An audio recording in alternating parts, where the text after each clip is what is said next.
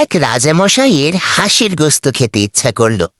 সে রাজপ্রাসাদের বাবুর্চিকে অর্ডার করল হাঁসের গোস্ত রান্না করার জন্য। বাবুর্চি হাঁসের গোস্ত রান্না করে লোভ সামলাতে না পেরে হাঁসের একটি পা খেয়ে ফেলল, আর বাকি গোস্তটুকু প্লেটে করে রাজার সামনে নিয়ে গেল। রাজামশাই বাবুর্চিকে বলল, কি ব্যাপার, হাঁসের একটা পা দেখছি, আরেকটা পা গেল কোথায়? রাজার এই কথা শুনে বাবুর্চি পুকুরের পাড়ে দাঁড়িয়ে থাকা একটি হাঁসের দিকে ইশারা করে বলল, রাজামশাই, হাঁসের পা তো একটাই থাকে, ওই যে দেখেন পুকুরের পাড়ে এক পায়ে দাঁড়িয়ে আছে।